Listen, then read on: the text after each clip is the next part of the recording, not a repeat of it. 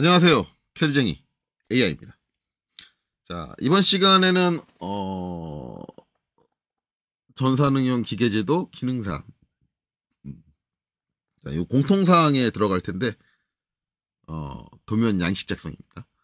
저번 시간에 저희가 이제 레이어 도면층 세팅을 했죠. 뭔 도면층 세팅 가지고 30분을 넘게 떠드느냐 라고 할 수도 있지만 30분을 넘게 떠들어가면서 그거 하나 가지고 30분을 넘게 떠들어가면서 설명을 했습니다. 원리적인 부분들을 다 설명을 하다 보니까 저는 설명이 길어요. 제 스타일 잘 아시잖아요. 다른 강사님들 같은 경우는 한 뭐 5분 10분 만에 끝냈겠죠? 레이어 설정 하나쯤이야. 근데 뭐 저는 그러니까 뭐 그건 이해하시고, 자, 그 다음에 이제 요번에는 레이어 세팅이 끝났으니까 그 다음에 해야 되는 건 기본적으로 도면 틀을 만들어야 됩니다. 물론 이제 이 도면 틀을 만든다는 행위 자체가 이제 오토캐드에서만 해당을 하지, 만약에 내가 이제 3D를 메인으로 한다, 그리고 나는 양식조차도 3D에서, 도면조차도 3D에서 다 뽑겠다라고 하면 오토캐드에서 아마 이 양식을 그리는 거는 안 하겠죠. 그러나 이제 웬만하면 대부분 강사들이 공통적으로 하는 얘기겠지만 2D 도면 자체는 3D에서 3D 프로그램을 이용해서 작성하는 거를 대부분의 강사님들이 권장을 하지 않습니다. 권장을 하지 않고, 그 입장은 저도 마찬가지예요. 왜냐면 3D 프로그램들이 이제 단점이 뭐냐면, 이제 우리들이 일반적으로 알고 있는 제도법에 의한 투상이 완벽하게 전개가 안 돼요. 그리고 기호 사용이라든가 그런 것도 완벽하게 안 되고, 그리고 선의 제어가 좀 불편하기 때문에 뭔가를 좀 이쁜 형태를 만들려고 그러면 상당히 피곤해지는 경향이 있습니다. 대충 막 놓지 않는 이상은. 그래서 일반적으로 3D CAD를 전문적으로 사용하는 설계로 전문적으로 사용하는 그런 업체들은 다른 업체, 그러니까 3D CAD를 전문적으로 사용하지 않은 업체하고 협업하는데 문제가, 트러블이 많이 발생해요. 왜냐면 도면을 좀, 걔네들은 3D 프로그램에 맞춰서 도면을, 제도법을 적용을 하다 보니까 도면을 좀 이상하게 그려요. 그래서 일반적인 제도 규격에 의한 제도법을 알고 있는 사람들이 봤을 때는 얘네들 도면 왜 이렇게 그렸어? 라고 이렇게 좀 되는 경우가 많기 때문에, 어찌됐든 아직까지 3D 프로그램은 너무 도면적으로는 한계가 좀 많은 것 같아요. 그래서 도면 작업은 권장하지 않는다. 그래서 이제 거의 대부분 이제 2D로 도면 작업을 하게 될 거고, 그렇게 되면 이제 거기에 스텝에서 제일 첫 번째는 도면 양식을 그리는 데 있습니다. 자, 그럼 이제 이 도면 양식은 이제 어떻게 그리느냐 알아보면, 자, 일단 시험 문제, 여기 이제 공개 문제 보면은 이제 요 페이지에서, 첫 번째 페이지고요. 그 다음에 두 번째 페이지 딱 가면 이렇게 나와 있는데, 일단 양식 그릴 때 요게 필요합니다. 요게 필요하지만 이건 일단 나중 문제고, 일단 그 다음 페이지 딱 넘어가면 일단 요거를 이용을 해서 전체적인 틀을 그리고, 그 다음에 아까 앞에서 봤던 A부, B부를 완성을 하시면 됩니다.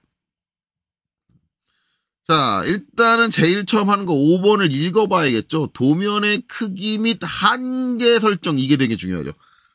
굳이 여기서 굳이 희한하게 한계 설정이라는 얘기 나와요. 한계 설정, 이거 왜 나오냐? 왜 나오냐? 이제 뭐 CAT 2급이라든가 다른 거 공부해 보신 분들은 아시겠지만, 항상 뭐 했어요? 도면 형식 만들 때 리미츠라는 명령을 사용을 해서 한계 영역을 지정을 했습니다. 지정을 했어요. 일단은 CAT 2급 같은 경우는 배치를 사용하니까, 배치를 사용하는 경우는 한계 영역을 지정하는 경우가 많거든요. 많으니까 이제 그거는 이해를 하겠는데, 이제 솔직히 말하면 전산응용 기계제도는 배치 영역으로 안 넘어가거든요. 안 넘어가고 일반 모델 영역에서 작업을 끝내는데, 자꾸 한계 영역 설정을 하는데 실무적으로 절대 한계 영역 설정 안 합니다. 모델 영역에서. 모델 영역에서 그렇게 쓰는 경우가 없어요. 그리고 우리나라 자격증 시험이든 어디든 나오는 그 한계 영역은 의미가 없어요. 원래 한계 영역을 설정하는 게 끝이 아니라 영역하고 리미트 기능을 온 시켜줘야 돼요. 근데 온 시켜주는 건 하라는 얘기 없어요. 제 명령 강좌에서 리미트 쪽 가보시면 알 거예요. 온 시키면 어떤 일이 발생하는지. 그리고 그걸 온 시켜서 쓸 이유도 없고요. 무한한 도면의 영역을 굳이 사용하기 불편하게 쓸 영역을 제한할 이유가 없는데, 그래서 국가자격 시험에서 이거는 좀 빠져야 될 내용이 아닌가, 이거는 왜 하고 있는 거냐, 대체 리미츠라는 건 왜 잡고 있는 거냐, 잡을 필요가 없는데, 그렇게 생각을 하기는 합니다. 뭐 어찌됐든 일단 지금까지는 무조건 리미트 설정을 하라고 돼 있으니까 LIMITS라는 명령을 쳐서 엔터를 치고, 한계 영역, 자, 처음에는 이제 왼쪽 아래 코너, 그쵸? 왼쪽 아래 코너, 그러면 거기가 어디예요? 여기 나와 있죠. 한계 영역, 이제 0,0에서 시작하세요. 라고 돼 있어요. 그래서 여기다가는 이제 0,0. 기본적으로 이제 꺽쇠 안에 들어가 있는 기본 옵션, 그쵸? 꺽쇠 안에 들어가 있는 기본 옵션 자체가 0,0이기 때문에, 별다른 값을 입력 안 하고 리미츠 같은 경우는 바로 여기서 뭘 쳐주면 돼요? 엔터를 쳐주시면 된다. 그러면 0,0이 자동으로 입력이 됩니다. 그래서 어떻게 해요? 엔터를 쳐주시면 되겠죠. 자, 그 다음에 이제 오른쪽 위 코너인데, 이제 여기인데, 여기는 이제 뭐예요? AP 값을 봐야겠죠? AP 값. 그럼 이제 A가 420, B가 594인데, 요게 조금 헷갈리게 돼 있어요. 왜냐면 우리는 X축 좌표를 먼저 보잖아. 일반적으로 좌표를 이렇게 돼. X축 좌표를 먼저 보는데 왜 굳이 이게 반대로 적혀 있느냐. 일부러 헷갈리게 이렇게 만든 거냐. 이건 모르겠는데, 어찌됐든 간에, 우리는, B 값을 먼저 봐야겠죠. 왜? 그래야지 좌표를, X축 좌표를 먼저 써야 되니까, 594, 그쵸? 그 다음에 콤마 입력을 하고, 그 다음에 A 값을 보고, 그쵸? A 값을 봐서, 420, 이렇게 입력을 해야겠죠. 그리고 엔터를 쳐야겠죠. 이렇게 리미츠를 설정하셔야 된다. 실질적으로 리미츠가 기능을 하려면 이 다음에 이렇게 영역 설정한 다음에 ON 해줘야 돼요. ON 해줘야 되는데, 우리 시험에서는 ON 해줄 필요도 없다. 그리고 ON 하는 순간 여러분들은 작업하기 되게 불편해집니다. ON을 하면 안 돼요. 그래서 실무에서는 리미츠를 안 써요. 실무에서는 안 쓰는데 왜 굳이 자격시험에서 아직까지 리미트라는 걸 쓸데없이 잡고 있냐고. 우리나라의 캐드가 도입된 역사 이래로 리미츠라는 걸 이렇게 써본 적이 없어요, 별로. 물론 특정 업종에서 쓰는 데가 있습니다. 그리고 아까도 얘기했듯이 배치라는 쪽에서는 리미츠를 많이 설정을 하는 추세긴 합니다. 하지만 일반적인 도면에서는 리미츠가 갖고 있는 의미가 없어요. 걔가 뭐 해줄 수 있는 게 없고요. 그래서 일반적으로 안 쓴다. 자, 어찌됐든 시험에서 하라고 돼 있으니까 해야 되고요. 그 다음에 이제 그 영역을 기반으로 이제 안쪽에 있는 틀을 그리셔야 돼요. 안쪽에 있는 틀. 이제 바깥쪽에 있는 요거 영역을 일단 그려야지 거기서부터 옵셋을 해가지고 들어와. 이거는 CAT 이거 공부하시는 분들은 아실 거예요. 똑같은 개념이에요. 지금 보면 써 있는 게 안쪽에 있는 사이즈는 안 나와 있고, C, 그러니까 리미츠에서 C만큼 들어온다면 C가 얼마예요? 10이잖아요. 그러니까 이 영역을 그리고 안쪽으로 10으로 옵셋을 해야 되는 거야. 그쵸? 자, 그럼 한번 그려봅시다. 자, REC, 렉탱을 하고요. 그 다음에 엔터.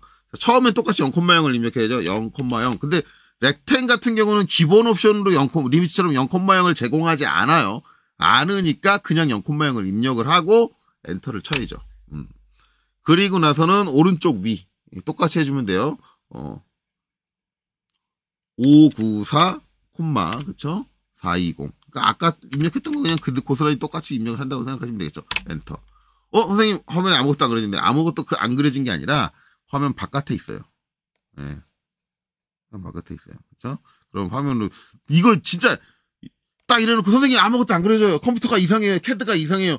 이러시는 분들 되게 많은데, 좀 축소 좀 해보시고, 펜도 좀 해보시고, 한번 찾아보시고, 아니면 진짜 모르겠으면 이 상태로 딱 RC하고 끝냈는데 아무것도 안 보이잖아요. 최소한 이거라도 한번 해보세요.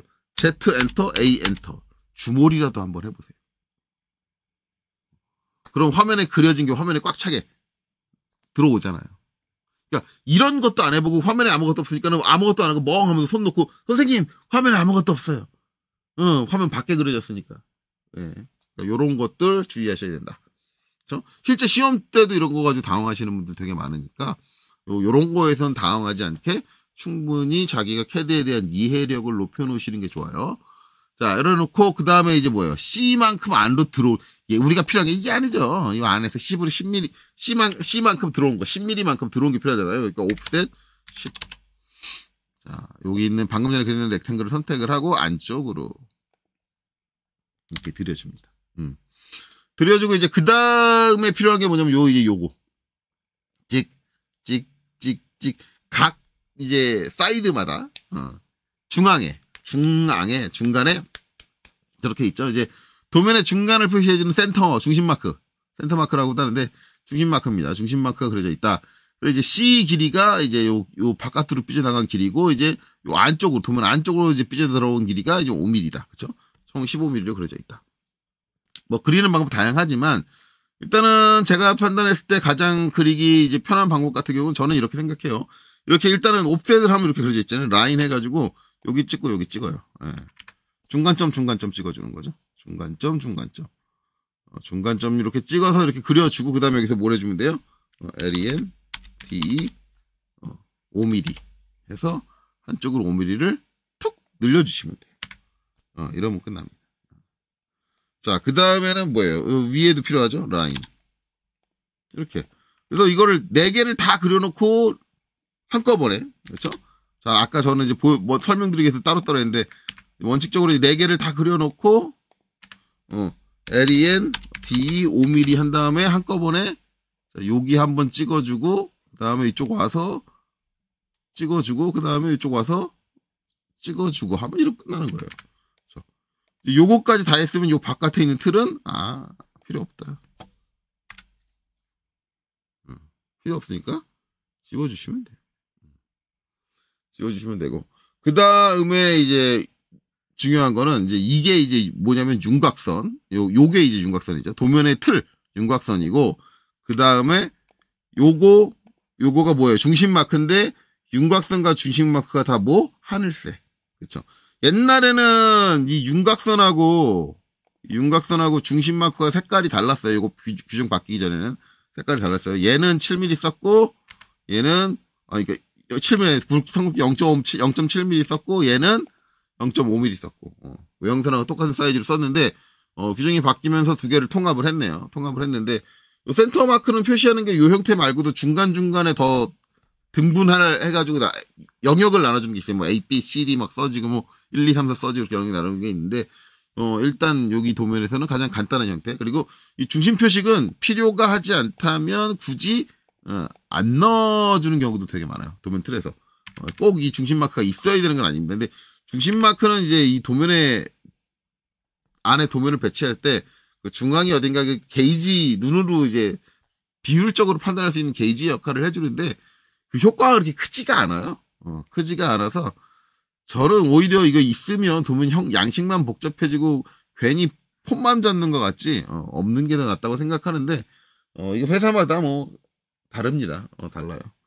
어쨌든 이렇게 중심 마크가 되고 어쨌든 얘네들의 중요한 건 얘네들의 도면층이 외형선이면 안 되겠죠. 다 선택해서 레이어 여기서 윤곽선을 선택해서 전부 다 하늘색으로 변경해 주셔야겠죠. 레이어를 반드시 지켜주셔야 된다.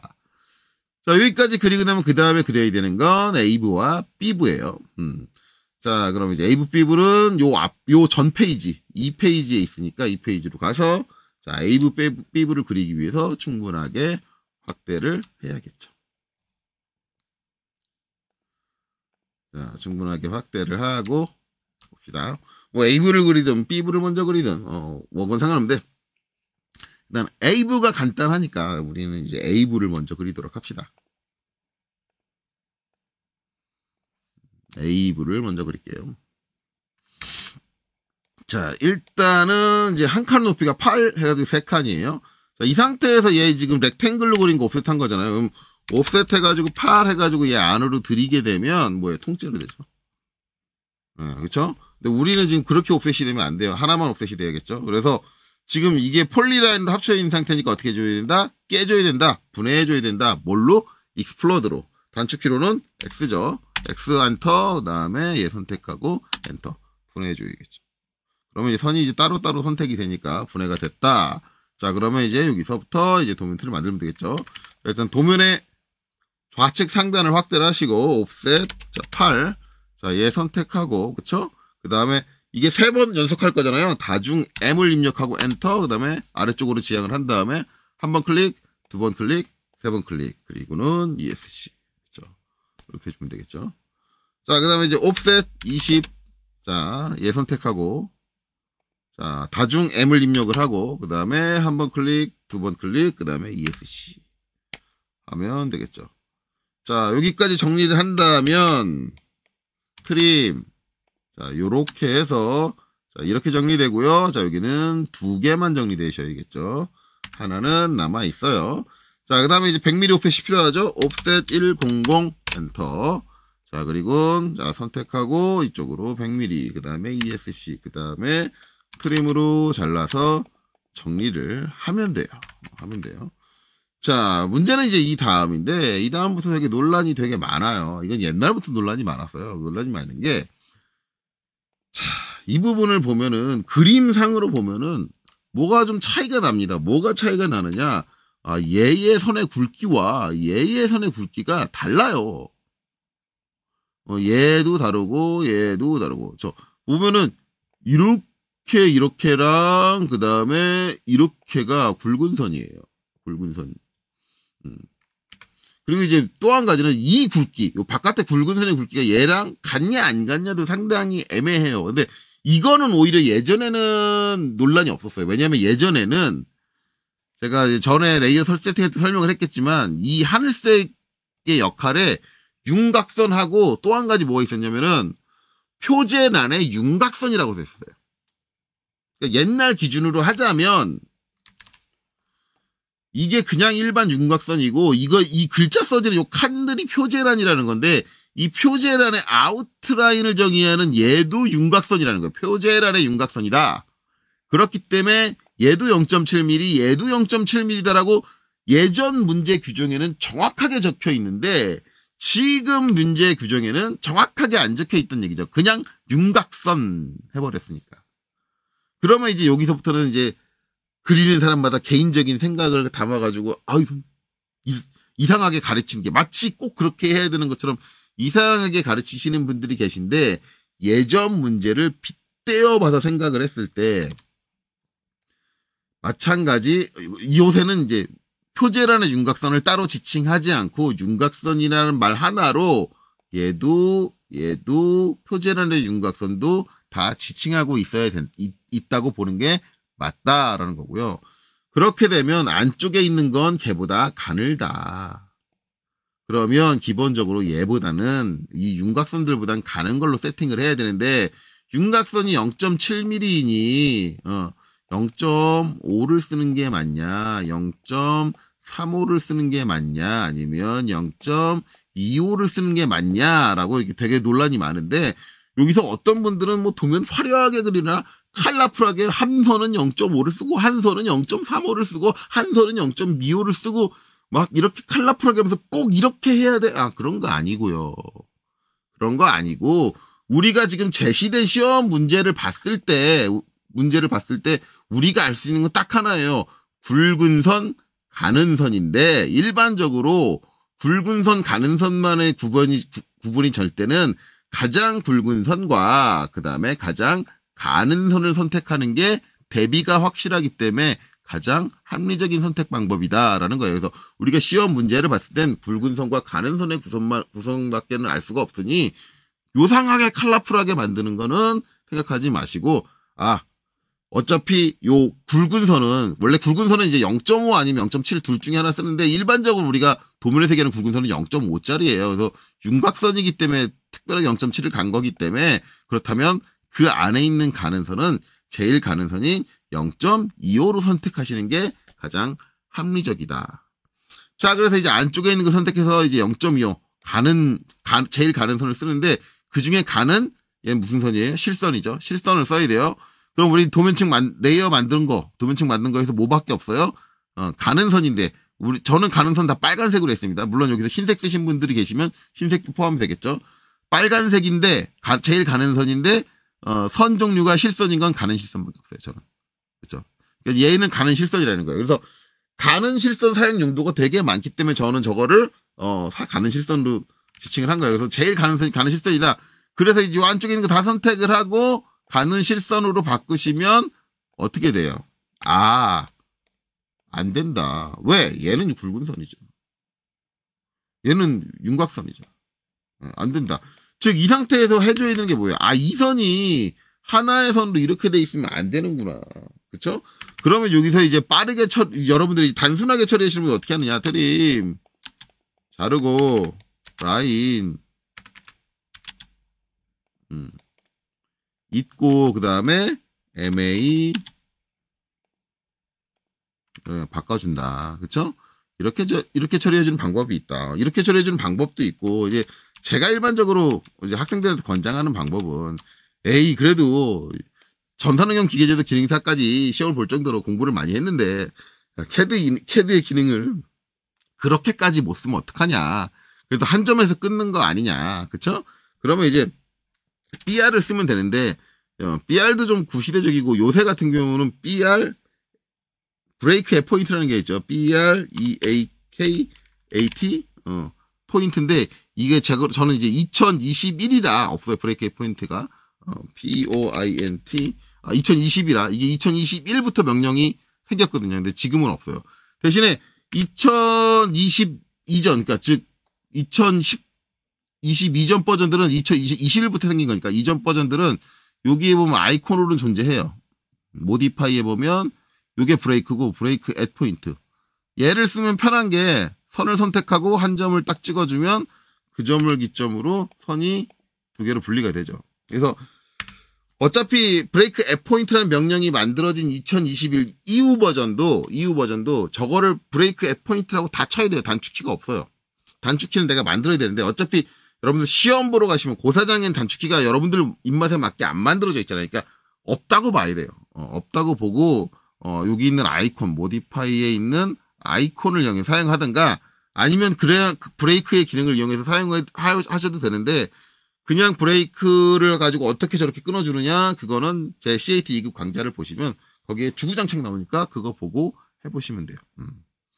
자, 그래서 이제 MA 해가지고 여기 색상을 하늘색으로. 그러니까 나는 이제 브레이크의 포인트라든가 아니면 브레이크의 기능을 잘 못 쓰겠다라고 하시면 그냥 아까 처음에 보여드렸을 때 트림으로 잘라서 다시 선을 이어 그려서 처리해 주셔도 상관없습니다. 뭐 이거는 기능 시험이 아니에요. CAD의 기능을 얼마나 잘 쓰는가를 보는 시험이 아니기 때문에 나온 결과물만 똑같으면 상관하지 않는다라는 거죠. 그래서 여기는 이렇게 만들어 줍니다. 자, 그 다음에는 이제 텍스트 글자입니다. 글자. 그렇죠. 여기 이제 글자가 이렇게 들어가는데 그때 이제 우리가 주의해서 봐야 되는 것들은 이제 이 글꼴이에요. 근데 글꼴에 대한 게 어디 나와 있냐? 자, 밑으로 더 한 페이지를 더 넘어가고, 자, 여기 보면 여기 선 종류 쭉 나오면서 이제 그 밑에 문자 숫자 기호의 높이는 7, 5, 3.5, 2.5 중 적절한 것을 사용하십시오. 적절한 거. 그러니까 이 중에 적절한 거 쓰는데, 여기서 적절한 거라고 하지만 여기서 보면은 0.35mm 굵기의 선이 치수 문자에 사용됩니다라고 이렇게 적혀 있어요. 대놓고 이렇게 적어놨어.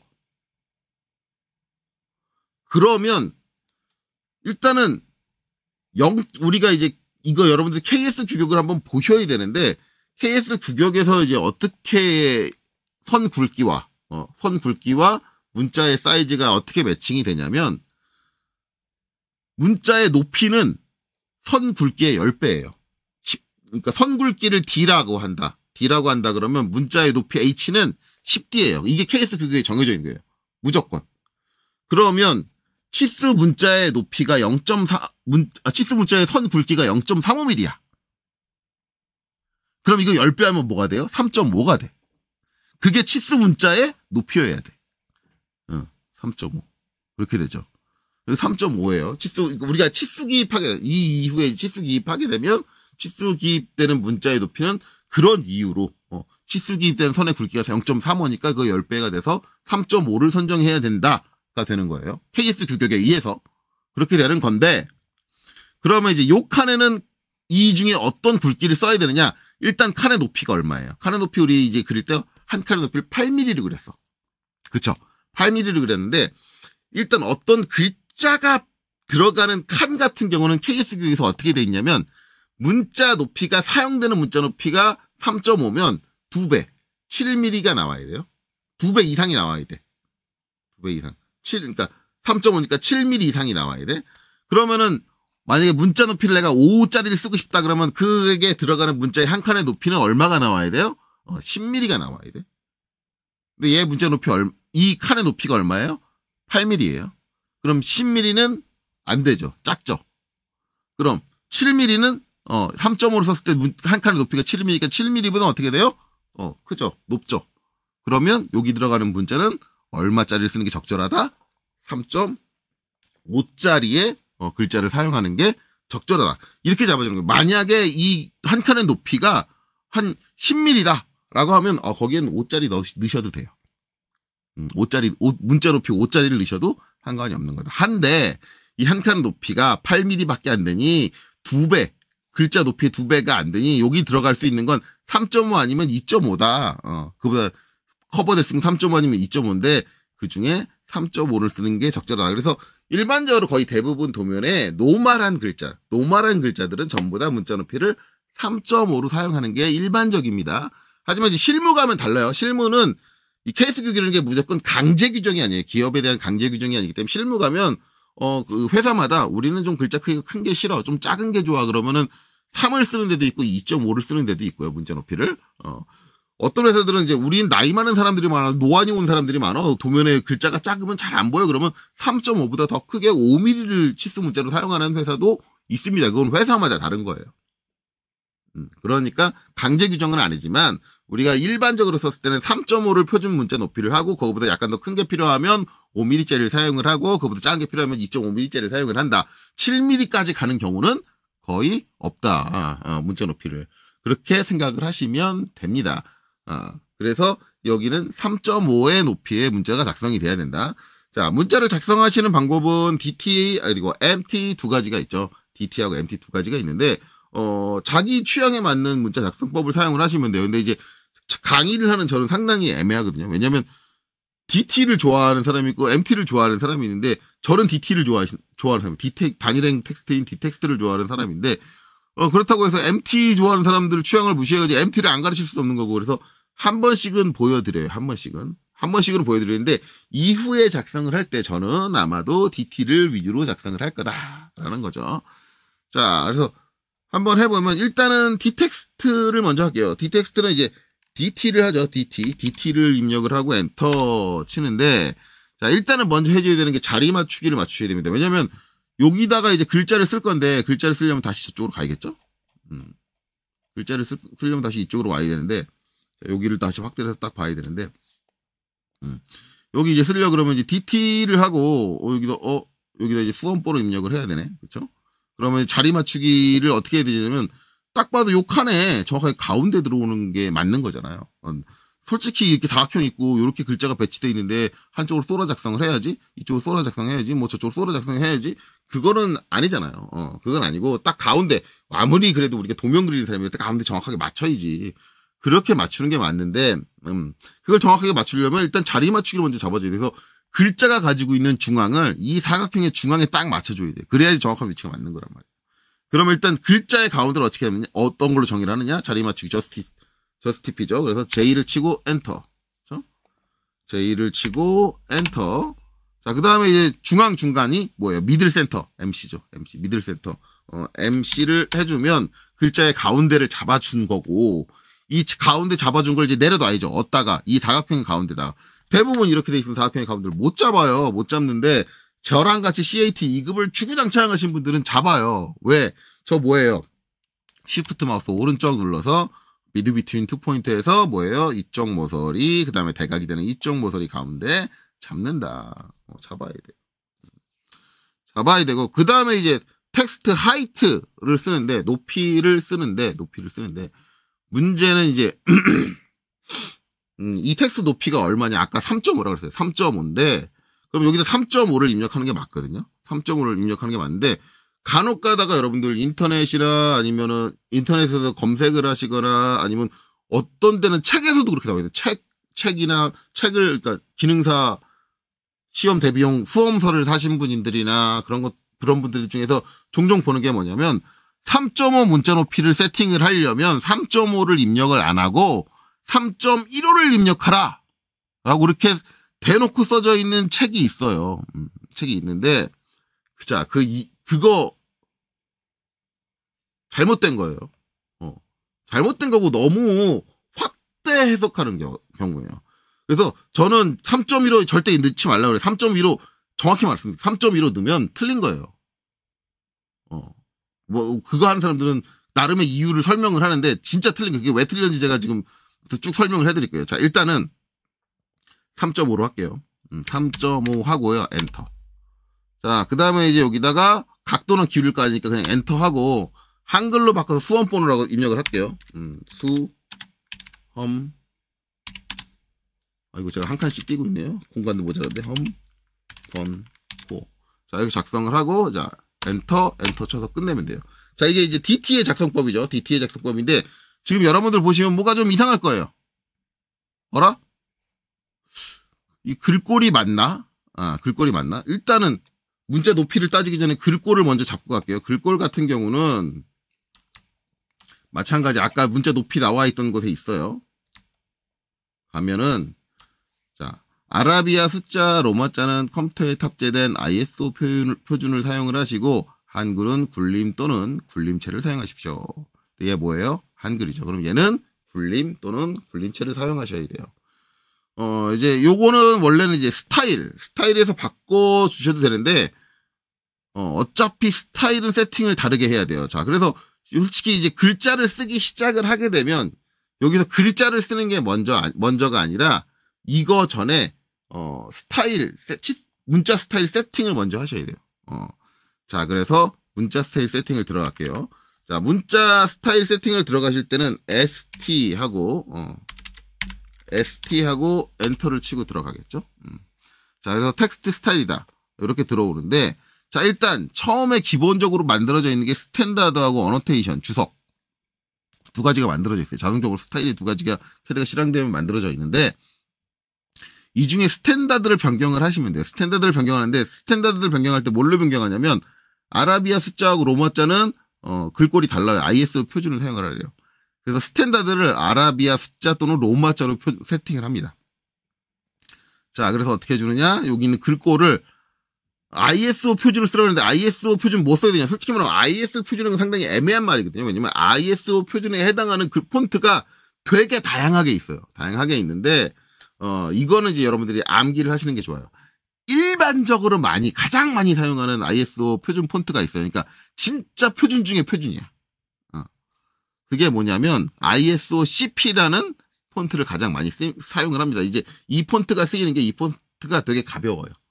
가벼워서 좋아요. 그래서 가벼운 폰트를 그러는데 자, ISO CP다 그러면 이걸 어떻게 해주느냐? 이게 다행히도 얘가 영문은 초성 검색이 돼요. 그래서 키보드로 이렇게 요거 딱 확장된 상태로 키보드로 I를 딱 입력하면 I로 시작하는 폰트들이 쭉 나와요. 이 중에 이제 요 다음부터는 이제 마우스 드래그로 휠로 이제 쭉 드래그 해가지고 찾아야 되는데 쭉 내려가서 ISO의 뒤에 CP라고 붙어 있는 거 .shx 얘를 클릭해서 선택합니다. 이게 여기서 말하는 ISO 표준 폰트예요. 폰트인데 자, 일단 여기서 주의사항. 자, 얘를 선택하고 나면 그 다음엔 반드시 밑에 있는 Use Big Font라는 애를 체크해 주셔야 됩니다. 얘를 체크 안 하면 어떻게 되느냐? 이 폰트가 선택된 상태로 글자를 작성할 땐 한글 작성이 전부 다 물음표로 나올 거예요. 한글 작성이 안 된다는 얘기예요. 근데 우리가 하나의 스타일을 선택하고 영문과 한글을 하나의 문장에 동시에 쓸 때는 그렇게 되면 큰일 나요.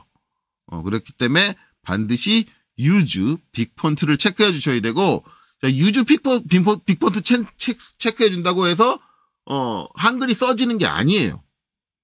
아니고, Use Big Font라는 건 빅 폰트를 쓰겠습니다. 라는 거고, 빅 폰트가 해주는 건 뭐냐면, 일반적으로 아라비아 문자, 영어권 문자를 제외한 나머지 글꼴들은 글자의 형태가 영어보다 복잡하잖아요.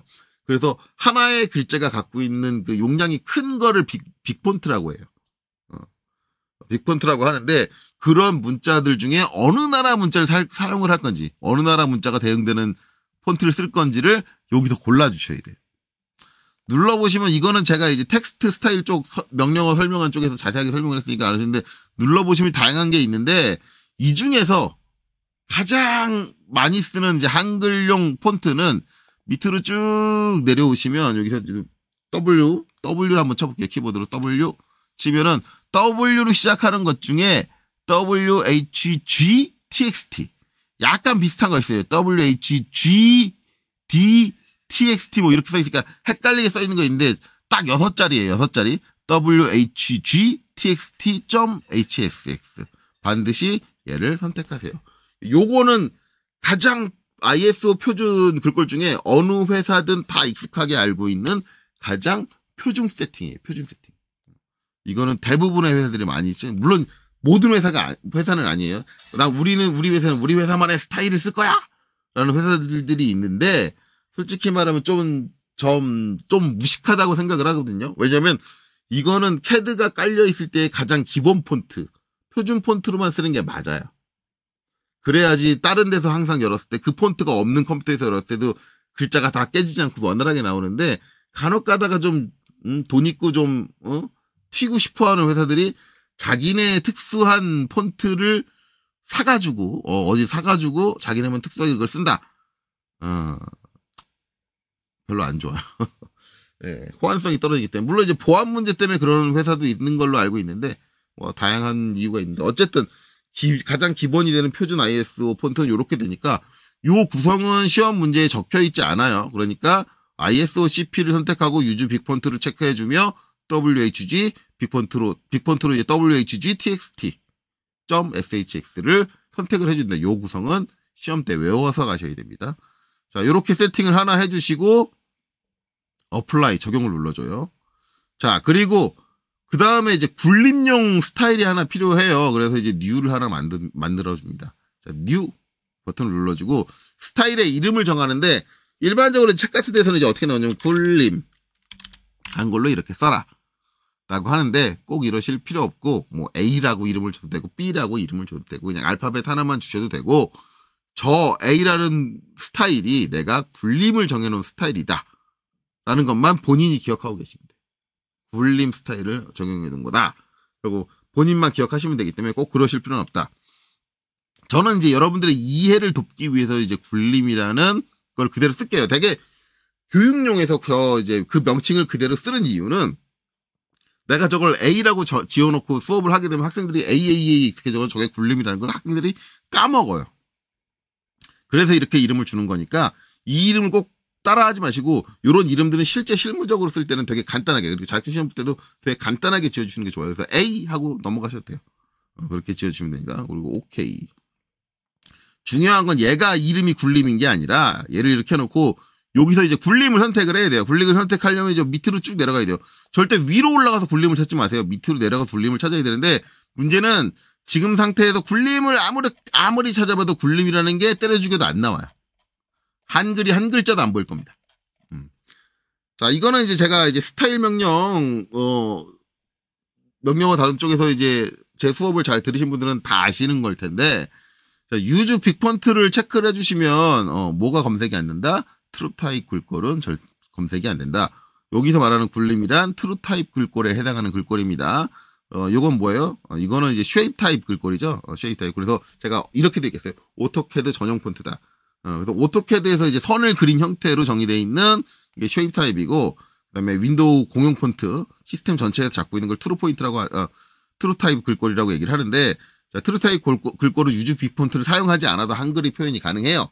그렇기 때문에 얘 유즈 빅 폰트를 체크해주면 걔는 유즈 빅 폰트를 못 쓰는 애기 때문에 검색이 안 돼요. 그래서 얘를 꺼주시고, 자, 여기서 자, 위로 가면 안 된다 그랬어요. 자꾸 얘기하는데 위로 가서 위에서 이렇게 뒤지다가 이제 앞에 골뱅이 붙어 있는 굴림을 딱 선택하시는 분들이 있는데 이러면 안 돼요. 이거는 90도 글자가 90도 돌아가서 나와요. 그러니까 절대 안 되고, 자, 밑으로 오셔서 밑에서 이렇게 올라오듯이 검색을 해서 굴림체 둘 중에 아무거나 선택하시면 되는데 일반적으로는 굴림을 많이 선택을 합니다. 굴림. 그러니까 얘 이름이 굴림인 게 중요한 게 아니라 얘 이름은 아무거나 돼도 상관없고 이게 굴림인 게 중요한 거예요. 그렇죠? 자, 이래놓고 자, 어플라이 해주고. 자, 지금 이제 커렌트 텍스트 스타일이 굴림으로 되어 있는데 얘는 스탠다드 더블 클릭해서 커렌트는 스탠다드로 두시는 게 좋아요. 자, 이래놓고 자, 클로즈. 자, 그럼 얘 글꼴이 바뀌었죠. 바뀌었는데 이것도 여전히 안 맞아요. 왜냐면 얘는 이제 지금 기본적으로 우리가 텍스트 작성할 때 뭘 가지고 작성해? 스탠다드 스타일을 가지고 작성을 했기 때문에 얘는 지금 글꼴이 안 맞으니까 얘는 바꿔줘야 돼요. 그래서 어떻게 해주느냐? 자, 얘를 선택을 하고 컨트롤 1번. 자, 눌러주고 여기서 스타일 스탠다드로 돼 있는데 여기를 확장을 하시고 불림으로 바꿔주시는 거예요. 그러면 불림체로 바뀌었어요. 자, 이렇게 됐죠. 자, 그럼 요 글자는 다 됐다. 다 됐는데 문제가 또 한 가지 있습니다. 자, 얘 문자 높이 제가 어떻게 했어요? 3.5. 3.5죠. 3.5인데 자, 일단은 얘를 하나 복사할게요. CO.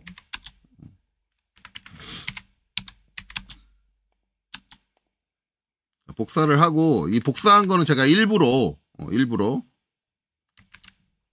글꼴을 다시 스탠다드로 돌릴게요.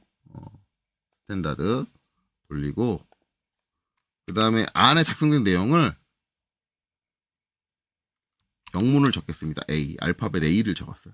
이렇게 작성해놓고 이제 설명을 드리는데, 자, 문자 높이가 우리가 3.5를 쓴다고 했는데, 이거를 이제 일부 수험생은 3.5 문자 높이를 쓸 거면 3.15라고 지정을 하세요. 라고 얘기하는 이유는 뭐냐면, 그 사람들이 주장하는 건 뭐냐면, 글자의 선의 굵기가 0.35입니다. 그러면 이 사람들이 생각한 건 뭐냐면, 이 선의 요 중심에서부터 굵기가 0.35면 양쪽으로 적용이 된다. 그러면은, 글자 전체 굵기의 높이는 얘를 3.5로 해놓으면 거기에 3.5가 더해져가지고 0.35가 더해져가지고 0.85 그러니까 3.85가 나온다. 글자 문자의 높이 3.85가 나온다. 그렇게 생각을 하는 거예요. 그 사람들은. 만약에 실제 캐드가 그렇게 글자의 크기를 정한다고 하면은 그대로 쓰는 게 맞다고 생각해요. 만약에 3.85가 나온다. 그래도 그냥 그대로 쓰는 거. 왜냐면 시스템상에서는 글자의 높이가 3.5라고 인식을 하고 있는 거니까. 그러니까 너무 확대해서 들어가는 거예요. 그게 그렇게 중요해요. 3.5이냐 3.85가 나오냐 그게 그렇게 도면에서 그게 그렇게 중요한 건가? 글자 문 높이를 3.5로 했는데 그게 3.85가 나온다 해서 뭐가 잘못돼요? 아니잖아요. 아닌데 그거를 컴퓨터에서 그냥 간단하게 정의할 수 있는 게 문자 높이밖에 없는데 그거를 정의하기 위해서 계산을 해서 글자 굵기를 계산을 해가지고 그걸 빼줘가지고 그렇게 과대하게 적용하는 게 맞냐? 제가 봤을 땐 무슨 광신도 같아요. 주격에 못 맞춰가지고 미쳐가지고 안 달랐어요? 그게 도면에서 그렇게 중요한 부분이야? 첫 번째는 저는 그 사람들 그렇게 안 좋게 보고요. 또 한 가지는 그 사람들이 뭔가 오해하고 있는 게 있어요. 이 물자가 진짜 제가 3.5로 작성을 했는데 3.5가 나오느냐? 자, 얘는 이제 이 문자 높이는 영문 대문자를 기준으로 하고 있습니다. 케이스 규격에서 그렇게 돼 있어요. 영문 대문자를 기준으로 했을 때 이 문자의 높이를 얘기를 하는데 그 사람들이 주장하는 건 맞아요. 케이스 규격상에서는 선의 굵기를 포함해서 전체 높이가 3.5가 나와야 된다고 케이스 규격이 나와 있어요. 정확하게 규격대로 따지자면 그게 맞는 건데 그럼 문제는 얘가 진짜 3.5가 나오느냐. 그거는 확인 안 해봤잖아. 그럼 이제 어떻게 해야 되는 얘를 깨야 돼요. 얘 분해해야 돼. 지금 상태에서 얘 높이를 못 재요. 그래서 깨는데 저 깨주는 명령이 하나 있어요. 이게 일반 캐드 명령은 아니고 아마 익스프레스 툴의 명령일 거예요. txt-exp 그러니까 텍스트 익스플로드예요. 그냥 일반 익스플로드로 글자를 깨면 절대 안 깨져요. txt-exp를 하고 그 다음에 글자를 선택을 하고 그 다음에 엔터를 한번 쳐볼게요. 자, 그리고 선택을 해보면 이렇게 분해되어 있는 게 보이시죠? 자, 그리고 글자 전체의 높이를 한번 제가 재볼게요. 자, 재보면 3.15가 나옵니다. 그러니까 이게 이 캐드 만든 사람들이 바보가 아니에요. 얘네들도 알아요. 자기네들 규정상에 의하면 왜냐면 문자 높이 영어 대문자를 삼고 있다는 거는 저 문자 높이에 대한 규정은 외국 규정, 외국 표준 규정을 우리나라에서 갖고 와서 그대로 적용을 한 거예요. 그럼 외국 애들도 문자에 적용되는 선 굵기를 포함한 문자의 전체 높이가 3.5가 나와야 된다는 걸 알고 있고 그걸 가지고 캐드 프로그램을 만들었는데 거기다 문자 높이를 내가 3.5를 입력한다고 저 글자 높이가 정확하게 3.5가 나와서 3.85가 되게 글자 전체 높이가 선 굵기가 적용되면 3.85가 되게 그렇게 프로그램을 안 만들었다고 얘네들이. 근데 지들 멋대로 확인도 안 하고 제대로 안 하고 그냥 의심을 해가지고 3.5의 문자 높이를 하면 3.15로 문자 높이를 입력하셔야 됩니다. 바보들 아니에요? 그런 애들 어떻게 이거를 가르쳐요. 그런 개념 없는 애들이. 어찌됐든 그럽니다. 그러니까 문자 높이에다 굳이 선 굵기를 빼가지고 그렇게 적용하는 그런 미친 짓은 하지 마세요. 그렇게 내용을 적어놓고 강의한 놈들은 저는 그 사람들이라고 안 해요. 그것도 심지어는 출판되어 있는 책도 그렇게 나와 있어요.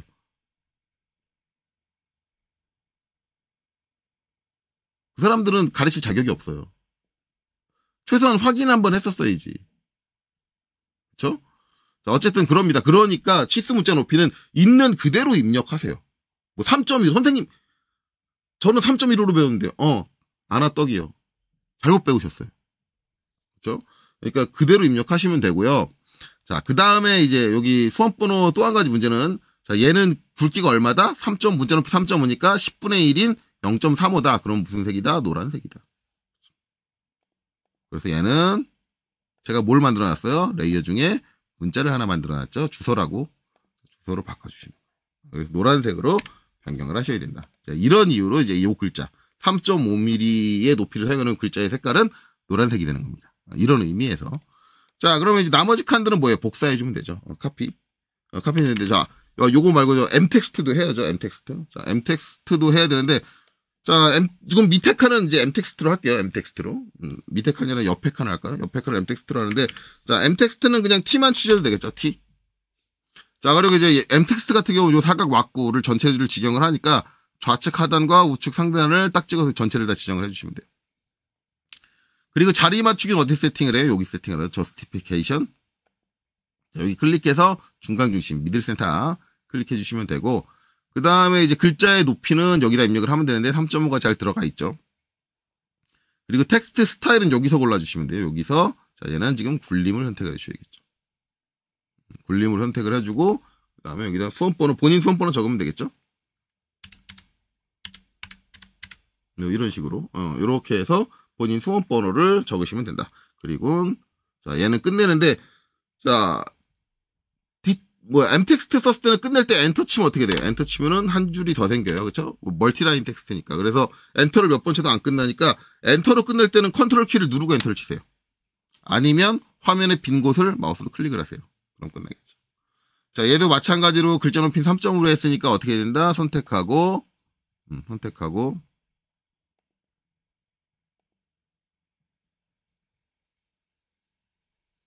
주소 이렇게 바꿔주셔야겠죠. 자, 근데 보시면은 제가 이거를 뭘로 바꿨어요? 그 폰트를 스타일을 굴림으로 바꿨어요. 근데 이거 굴림으로 맞게 바꾼 건가요? 얘는 굴림으로 바꾸면 안 됐었죠. 왜? 아라비아 숫자는 ISO 표준입니다. 얘는 스탠다드예요. 자, 스탠다드로 다시 바꾸려면은 선택하고 컨트롤 1번. 자, 여기서 스타일을 스탠다드로 바꿔주시면 돼요. 이 스타일 같은 경우는 그냥 작성할 때 생각 없이 작성을 하고 나중에 이제 선택해서 컨트롤 1번으로 바꿔주셔도 되고요. 뭐 이거는 자유롭게 사용을 하시면 됩니다. 근데 이제 이 규정이 이렇게 되어 있는 게 좀 안타깝기는 해요. 이것 때문에 좀 애매한 부분이 발생하는데 한글하고 영문하고 그다음에 숫자하고 같이 적히는 경우는 어떻게 하느냐? 그러면 굴림을 써야 되느냐? ISO 표준을 써야 되느냐? 이런 문제가 발생을 하죠. 그래서 이제 그런 문제는 나중에 그런 상황이 발생을 하면 말씀을 드릴게요. 자, 그래서 이제 이런 식으로 이제 A부를 다 작성을 완료를 하면 되겠죠. 그래서 마저 작성을 할까요?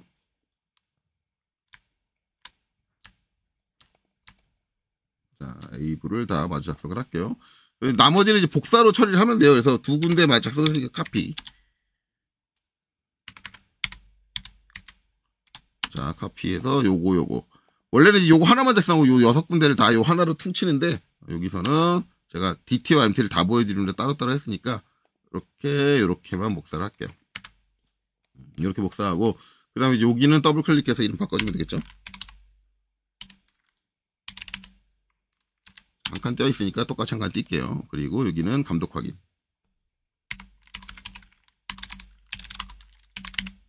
이거 영문으로 적고 있네요.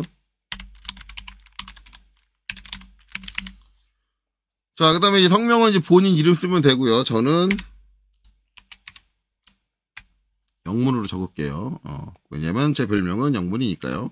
영문이니까 지금 폰트가 많은데 여러분들 한글로 이름을 적을 테니까, 폰트는 바꿔줘야겠죠. 자, 그 다음에 감독 확인 칸은 그냥 비워두시는 거예요. 이렇게 본인 성명하고 수험번호를 적고, 여기는 이제 뭐 하는 거냐면, 여러분들 이거 출력해가지고 제출하잖아요. 그러면 감독이 내가 받은 거 맞습니다 하고 저기다 도장을 찍어야 돼요. 만약에 감독 도장이 안 찍히면 여러분들은 이제 그건 채점이 안 돼요. 감독이 도장을 내가 받은 거 맞습니다라고 도장 찍는 거 아니니까 비워두시는 거예요. 비워두고 요 칸에도 이제 글자 생기는데 어차피 한글로 써지는 거고, 칸 높이 똑같으니까 똑같은 폰트. 그쵸? 그럼 뭐예요? 한글이니까 요 수원 번호를 복사해서 가져오면 되겠네. 그쵸? 그럼 이제 카피. 자, 근데 문제는 이제 요거 가운데가 여기 가운데로 와야 된다. 그쵸? 예, 그렇게 되는데, 그렇게 되면 이제 어떻게 하느냐? 가운데를 어떻게 잡아요? 얘 가운데가, 얘를 이제 자리 맞추기를 MC로 했었죠. 그럴 때는, 쉬프트 마우스 오른쪽, 여기 보면, 인서트라는 게 있어요. 인서트. 삽입점. 얘를 해가지고 글자에 갖다 대면, 이렇게 글자. 저희가 미들 센터 포인트예요. 저 글자에. 그렇죠? 지금 기호 뜬 데가. 여기를 딱 클릭을 하고, 그 다음에 여기서 마찬가지. 쉬프트 마우스 오른쪽, 미드 비트윈 투 포인트. 자, 땡. 이렇게 주면 가운데에 딱 들어간다. 그렇죠? 자, 그 다음에 더블 클릭하고, 전산응용, 기계, 제도, 기능. 만약에 이제 일반 기계기사 하시는 분들은 여기 하면 일반 기계기사 뭐 그렇게 돼 있죠. 아니면 거기 형태는 좀 다를 수가 있어요. 근데 그건 이제 공개 문제가 없으니까 정확하게 알 수는 없어요. 어쨌든 거기 이제 일반 기계기사 같은 경우는 거기에 이제 맞춰서 작성을 하시면 된다라고 보시면 되겠죠. 그래서 이제 이쪽 A부가 다 만들어졌어요. A부가 다 만들어졌는데 이제 아마 이제 제 영상 보고 이제 다른 분들이 올린 거 보시면 제 영상이 좀 답답할 거예요. 왜냐면 다른 분들은 이거 그냥 대충 갖다 놓거든요. 아, 이건 뭐 어떻게 정확하게 위치를 가운데를 맞추고 뭐 그러고 있어요. 대충 그냥 가운데처럼 보이게 놓으세요. 그래가지고 탁탁탁 갖다 놓고 탁탁탁 하시는 분들이 계신데 그분들 말이 틀린 건 아니에요. 저처럼 이제 정확하게 가운데가 맞지가 않다고 해서 아마 그것 때문에 감점되는 일은 없어요. 근데 제가 분명히 말씀드리지만 그래도 전산응용 기계제도 기능사 국가자격증 시험 볼 때까지 볼 정도까지 실력을 키웠고 그 정도 할 수 있는 능력치라면 이렇게 가운데 딱딱딱딱딱 맞추는 거는 정확하게 맞추는 거는 기본적으로 할 수 있지 않아야 되냐. 그 정도도 정렬 빠르게 못하면서 무슨 시험이냐라고 저는 그렇게 생각을 해요. 그리고 저는 실무에서 저렇게 도면 대충대충 글자 같은 거 애들 제일 싫어해요. 아마 제 밑에 부하 직원으로 들어오면 도면 다 바꿔놓을 거예요. 저는 진짜 다 바꿔놔요. 기본적으로 도면 그리는데 성의가 없다. 그러니까 그게 도면에서 중요한 부분은 아니기는 해요. 그러니까 걔가 딱 가운데 맞지 않아도 상관은 없긴 한데 거기에서 걔가 일하는 근무 태도를 알 수가 있어요. 너 귀찮구나. 너 이거 하기 싫구나. 너 대충 하고 싶구나. 그럼 너 도면도 대충 그렸겠네. 예, 그게 딱 보여요. 근데 실제적으로 이렇게 대충대충 놓으시는 분들이 대충대충 그려요. 그러면 상사로서 어떻게 해요? 너 대충 그렸지? 넌 다 빠꾸야. 그럴 수밖에 없어요. 그러니까 이런 거 배치하는 거 하나하나, 이런 깔끔함 하나하나가 저 사람이 도면을 대하는데 어떤 마인드로 대하는구나 라는 걸 알 수 있어요. 그러니까 자격증 시험에서는 상관없으니까 그렇게 대충 하셔도 상관없는데 실무 가서 그러지 마세요. 그거는 안 좋아요. 저 같은 사람 만들면 죽을 겁니다. 자, 어찌됐든 이렇게 하고 이제 B부 그려야겠죠. B부. 자, 한번 B부도 그려보죠. 자, 이제 옵셋 해가지고 이제 틀부터 그려야죠. 옵셋해서 틀 그리는데, 이제 처음에는 130을 먼저 뛸까요? 여기서 이제 전체 길이가 나왔으니까 130 먼저 뛸게요. 자, 옵셋 130을 입력을 하고, 옵셋 130을 입력을 하고, 그 다음에 이제 얘를 130을 뛸게요. 띄고, 그 다음에 이제 16인데 한 칸이 8이네요. 그럼 8 가지고 그냥 가면 돼요. 옵셋 8 가지고 한번 이렇게 올렸죠. 올렸는데 딱 봤더니 한 번, 두 번 올리고 두 번 올리면 이제 요 두 번째 칸까지 왔는데 계속 8이네?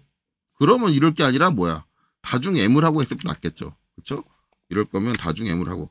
그래서 이제 옵셋 8을 입력하고 얘를 선택하고 그다음에 다중 M을 입력을 하고 위로 딱 당긴 다음에 한 번, 두 번 필요하고 그 다음에 그 밑에 품번 품명 들어가는 이제 요 한 칸이 필요하고 그 다음에 이제 몇 칸을 올리느냐인데 이거는 시험 문제마다 달라요. 왜냐면 시험 문제 부품을 3개 그리라는 게 있고 4개 그리라는 게 있고 5개 그리라는 게 있고 6개 그리라는 게 있어요.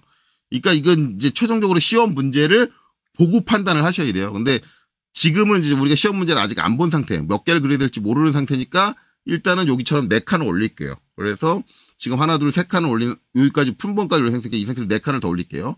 하나, 둘, 셋, 넷. 그 다음에 ESC. 자, 다다다다 이렇게 위로 이제 연속적으로 이제 다중 M을 선택을 해가지고 쌓아주는데 이때 마우스 클릭 진짜 다다다다 하시면은 내가 누른 횟수만큼 안 올라갑니다. 왜냐면 컴퓨터는 입력 신호를 받는 딜레이 타임이라는 게 있어요. 그 딜레이 타임보다 속도가 빠르게 들어오면 입력이 감지를 못해요. 그러니까 저 다중으로 이렇게 위를 쌓을 때는 순서를 하나하나 세가면서 차근차근 천천히 좀 올려주세요. 자, 이렇게 해놓고 정리하면 트림. 자, 이렇게 정리되겠죠? 이렇게 정리가 될 거예요. 자, 이거 가지고 이제 안쪽에 있는 거 정리하면 되겠죠. 일단 위쪽부터 먼저 정리할게요. 옵셋 15. 그쵸? 자, 15가 갑니다. 15가 하나 가고요. 그 다음에 또 옵셋해서 45. 그쵸? 45가 하나 들어가고요. 그 다음에 또 옵셋해서 20 하나 들어가고요. 자, 그 다음에 옵셋해서 15 들어가지요. 자, 이렇게 들어갔고요. 지금 이제 요선 떼준 건데, 이 중에 앞에 두 선은 밑에 두 칸은 없어야 돼요. 그러니까 트림. 자, 밑에 두 칸은 없어야 돼요. 두 선은. 그렇죠? 요렇게까지만이죠. 그러면 여긴 다 됐고, 그 다음에 여기서 한 선 더 들어와야 돼요. 옵셋 12. 이렇게 들어오고, 그 다음에 트림. 자, 여기서 이렇게 돼야 돼요. 그리고 이제 요 가운데서는 여기 뒤에 두 칸만 있고 그 앞에는 없어요. 그러니까 트림. 자, 여기서 이렇게 잘려야 돼요. 자, 여기서도 이제 되게 이제 논란이 많은 건데 되게 컬러풀하게 이제 그리시는 분들 계세요. 뭐 녹색 생기고 거기 하늘색 들어오고 뭐 다양하게 컬러풀하게 그리시는 분들 계신데 여기도 이제 보시면은 여기 굵어요. 여기 굵고 애매한 건 이쪽 위쪽이에요. 위쪽은 이제 굵은지 안 굵은지 솔직히 구분이 잘 안 가요. 이 안쪽에 있는 선들하고도 비슷한 것 같고.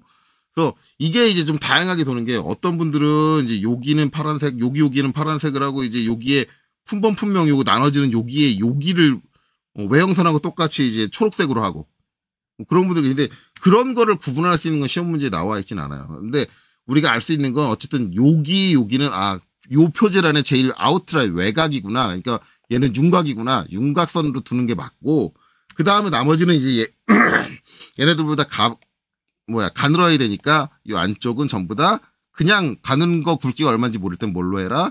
가는 실선으로 해라. 이렇게 해주는 거예요. 그래서 우리가 이것만을 보고 판단할 수 있는 건 여기까지지. 그 안에 뭐 선의 굵기가 뭐 어떤 건 이렇게 가고 어떤 건 저렇게 가고 그건 모른다. 그럼 그렇게 해서 강의를 하시는 분들은 어떻게 그렇게 생각을 한 거냐? 원래 이게 표제란이 좀 나눠져요. 원래는 과제명 척도 각법이 요 도면의 표제란이고요.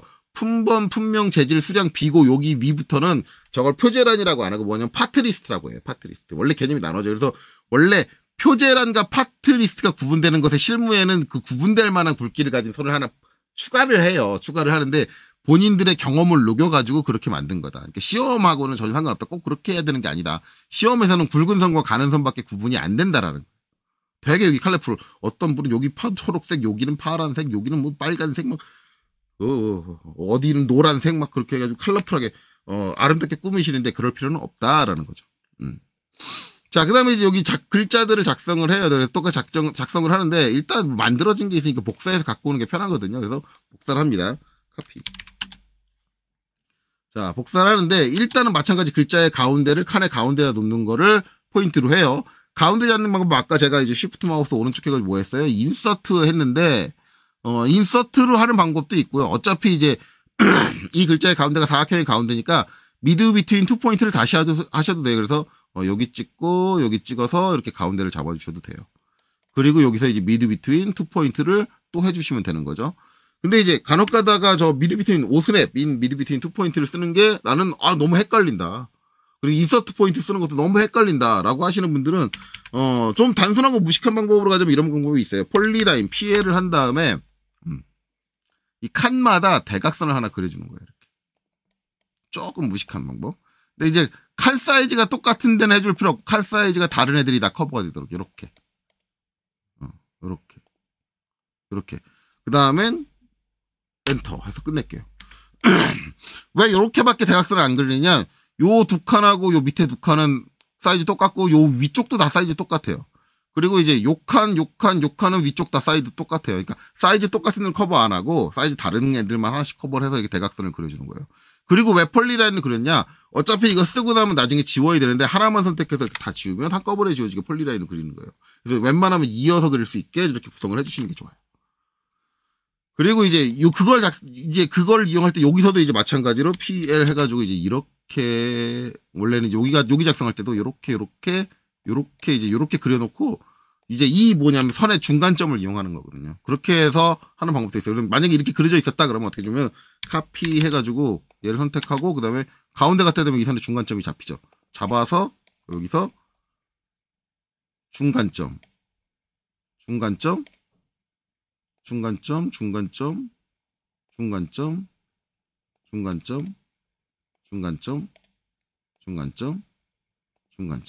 이렇게 하면 빠르게 잡을 수 있죠. 그리고 나서 이제 다 했으면 이제 얘 지우고 여기 가서도 얘 지우고. 그러니까 이게 조금 이제 제가 쓰는 오스냅보다는 제가 기능적으로 좀 사용하는 게 좀 딸리네라고 생각될지 모르겠지만 쉽고 빠르고 편해요. 저렇게 선을 그려놓는 게. 단지 이제 나중에 지우는 과정이 들어가야 되고 그걸 까먹으면 이제 감점을 당할 수 있다라는 단점은 있긴 한데 어쨌든 이제 비율적으로 봤을 때는 가장 가운데를 빠르게 맞출 수 있는 가장 손쉬운 방법이다. 라고 저는 생각을 해요. 그러니까 저 선을 저렇게 대각선을 그려가지고 사용하는 것도 나쁘진 않아요.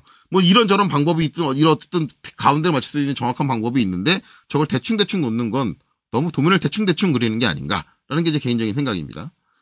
자, 그래 놓고 이제 글자를 작성을 하는데 일단 여기 과제명으로 바꿔야 되는데 여기는 과제명의 문제가 일단 글자의 크기. 여기서 봤을 때도 이제 얘랑 다르죠. 폰번 과제명. 여기서 봤을 때 딱 차이가 나요. 근데 문제는 이제 여기서부터는 이제 되게 애매해요. 여기 논란이 되게 많은데 여기 문자의 높이를 얼마를 해야 되느냐. 우리가 쓸 수 있는 게 7, 5, 3.5보다 커야 되니까 3.5 아닐 거 아니에요. 그러니까 그 밑으로 볼 필요 없을 거 아니야. 그럼 이제 7 아니면 5. 근데 7이 14. 근데 얘 문자 높이, 이 칸의 높이가 얼마예요? 16. 7 써도 되네. 5면 10이니까 당연히 5 써도 되고. 일반적으로 많이 권장을 하는 거는 5예요. 왜냐면 문자 높이를 7까지 쓰는 경우는 제가 거의 없다 그랬잖아요. 7까지 쓰는 건 너무 커요. 이 7로 한번 해보면, 자, 이거 문자 높이 바꾸려면 선택하고 뭐 해주면 돼요? 컨트롤 1번. 컨트롤 1번 눌러서 특성생 띄우고, 문자 높이 여기 하이트 있잖아요. 여기서 이제 7 입력을 해주시면 돼요. 너무 커요. 이대로 과제명 써볼까요? 더블 클릭해서 글자 수정해가지고.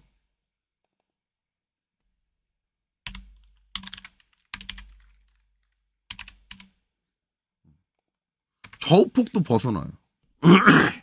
너무 커요. 그래서 7까지 들어갈 수 있는 칸을 갖고 있지만 여기서는 7을 권장하지 않고요. 여기서는 일반적으로 5로 권장을 합니다. 글자 크기는 7까지 쓰는 일은 없다라고 생각하셔도 괜찮을 것 같아요. 괜찮을 것 같습니다. 그래서 이제 그렇게 생각을 하시면 되고, 그럼 이제 마찬가지 여기도 칸이 크니까 여기도 7이 될 거예요. 여기도 얘는 7로 바뀔 거예요. 그렇죠? 7이 아니라 5. 죄송해요. 잘못 얘기했네요. 5로 바뀔 거예요. 이렇게 되는. 이렇게 되고, 그 다음에 이제 요렇게 작성을 했는데, 문제는 이제 얘네들은 이제 글자의 높이가 어떻게 5로 바뀌었어요? 5로 바뀌었잖아요. 5로 바뀌었으면 얘네들은 선의 굵기가 얼마가 돼야 된다? 0.5가 돼야 된다. 그게 케이스 표준이에요. 그렇기 때문에 얘네들은 뭐예요? 외형선. 0.5를 가진 실선이 뭐예요? 외형선으로 바뀌는 거예요. 얘네들은 이렇게 바뀌어야 돼요. 그러니까 이렇게 바뀌어야 된다. 솔직히 말하면 저는 지금 5도 너무 커요. 5도 너무 커서 실질적으로 저는 시험을 볼 때 여기를 큰 걸로 하는 거 똑같이 3.5로 했어요. 근데 이제 그거는 이제 제 개인적인 판단인데, 여러분들은 그렇게 하시라고 권장을 안 드리는 이유가 뭐냐면, 이것 때문에 감점이 되는지 안 되는지 저는 채점자가 아니에요. 근데 저는 감점을 감수하고 그렇게 작업을 한 거였고, 여러분들한테 제가 수업을 하는데 감점을 감수하고 그렇게 하세요라고 얘기할 수는 없는 거잖아요. 그러니까 여기 있는 요 문제에 있는 형태를 보면 어찌됐든 간에 여기 있는 글자들, 요 두 칸에 있는 글자는 여기 있는 글자보다 커야 되는데 여기 있는 글자가 3.5니 3.5보다 큰 글자가 들어가야 된다. 여기서 이제 5를 선택하든 7을 선택하든 개인의 자유이긴 하지만 과제명이라는 글자가 문자 높이를 7로 했을 때 여기 전체적으로 다 들어가지 않는 걸 보아서는 여기의 문자의 높이는 5가 되는 게 타당하다. 라는 게 제 얘기예요. 자, 그리고 나머지는 작성을 하면 돼요. 이제 칸이 똑같은 크기를 갖고 있는 애들은 이렇게 복카피를 해서 내려놓으시면 되고요. 그 다음에 이제 여기는 각법. 자, 이렇게 되는데, 그 다음에 이 뒤에 칸은 정답인데, 이게 이제 정답인데, 이 정답은 이제 문제에 나와 있습니다. 각법은. 문제 어떻게 나와 있느냐. 자, 각법은 이제 우리가 2D를 그릴 거면 여기 뭐라고 돼 있어요? 삼각법.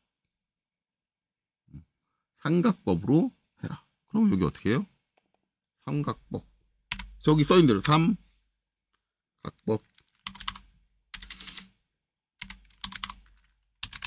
문제에 나와 있으니까 문제에 나와 있는 대로 앞에 이제 제자까지 쓰고 싶으면 제 삼각법 써도 되는데 그냥 삼각법만 적으셔도 상관없어요. 삼각법 똑같이 이렇게 적고 그 다음에 이제 다음 칸 척도.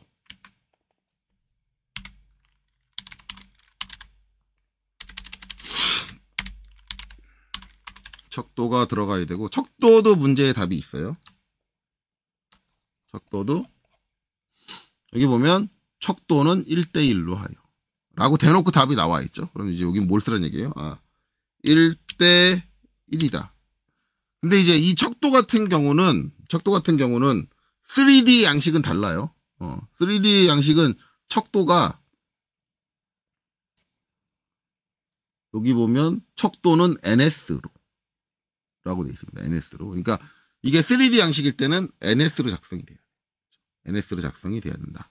그렇게 이해하시면 되고 그 다음에 나머지는 똑같이 작성을 하면 되죠. 여기는 번 아이고 자꾸 영문으로 쓰네요. 그 다음에 여기는 분명 좀 많이 띈 것 같네요. 중간을 4칸 정도 뛸까요? 띄는 정도는 본인이 알아서 맞추면 돼요. 꼭 저기랑 정확하게 똑같이 맞는다라는 건 아니에요. 자, 재질 작성을 하고요. 그 다음에 여기는 한 칸 떼어주고 수량. 그 다음에 여기는 비고. 자, 이렇게 작성을 하면 되겠네요. 자, 그리고 이제 위에 이제 번호 매기고 요 부분들은 저 부분들은 실제 문제랑 매칭돼서 들어가야 돼요. 매칭돼서 들어가야 되니까 그거는 이제 문제를 보면서 작성을 하도록 하겠습니다. 그래서 이제 기본 도면 틀 작성은 여기까지예요. 여기까지. 그래서 이제 대부분 이제 인터넷에서 이제 이것저것 뒤져보신 분들은 되게 저게 이제 논란이 많이 되고 있는 부분들 애매하게 그게 왜 논란이 되는지 저는 이해를 못하겠지만 논란이 되고 있는 부분이 있어요. 그게 이제 아까 제일 처음에 얘기했던 선의 높이를 3.15를 해야 되느냐 3.5를 해야 되느냐 근데 3.15를 해야 된다고 주장하시는 분들은 무식한 거예요. 무식하신 거고 잘못된 거고 절대 그런 거 아니에요. CAD 시스템에 대해서 제대로 이해를 못하신 거고 그 다음에 이제 사용되는 선의 굵기들에 대한 건데 여기서 뭐 컬러풀하게 이것저것 적용하시는 분들은 제가 봤을 때는 뭔가 꾸미고자 하는 욕구가 강하신 것 같아요. 시험 문제에는 그런 내용은 1절 안 나와 있어요. 그냥 굵은 선 아니면 가는 선입니다. 시험 문제에는.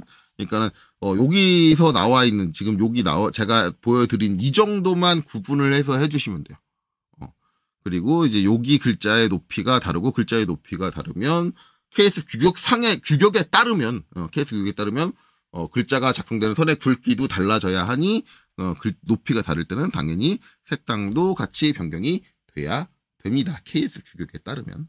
자, 이렇게 되는 거죠. 자, 그래서 이제 제가 도면층 설명하는 데만 30분 걸렸더니 이제는 도면 양식 만드는 데는 1시간이 넘게 영상을 찍었네요. 자, 어쨌든 여기까지 보시느라 수고 많으셨고요. 다음 영상에서 찾아뵙도록 하겠습니다.